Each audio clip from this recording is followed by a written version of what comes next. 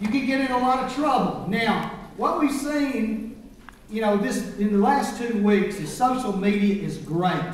I went online yesterday, started looking at websites, and Facebook, I'm sure, is all over it too. All the folks trying to help out the disaster victims in North Alabama.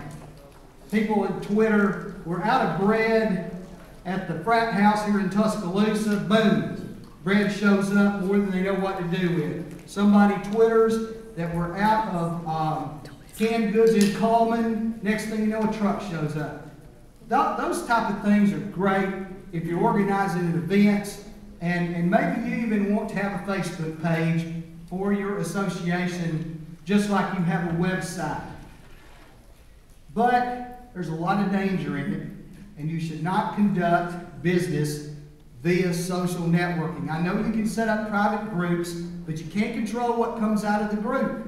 Somebody could release what you guys are saying. So, there's so many things that you guys do that somebody can sue the association or the board over that is discoverable, because there is no attorney-client privilege when you guys are talking to each other via Facebook.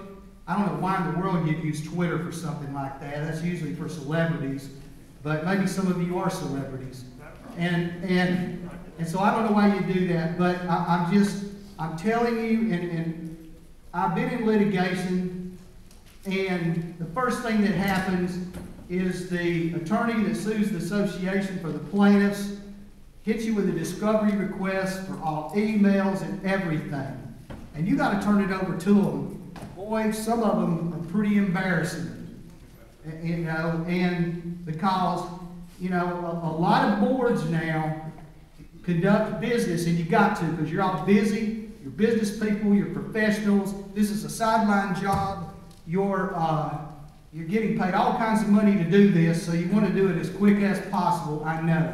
So it's easy to email back. And that's okay for regular, everyday things. But if you are going to be doing anything that could potentially be questioned or could potentially end up in a subject matter of litigation, you need to stay away from it. I wrote myself a note that I asked myself, because I get emailed all the time for legal opinions. And I wrote myself a note that says, don't send any email that you wouldn't want to see on the front page of USA Today tomorrow. Because you could. Now, it's unlikely, but you very well could. Mobile Press Register, the local, somewhere, you could end up on the front cover, and you don't want to be there with Mr. No Dime.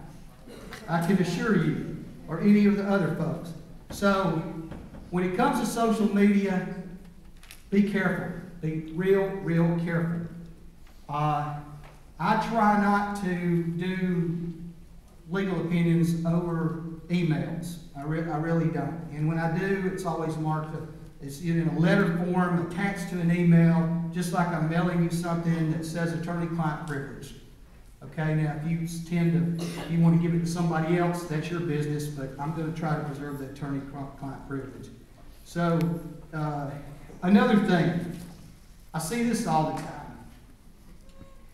Owners especially, sometimes board members, get mad and start knocking down on that laptop while they're still mad.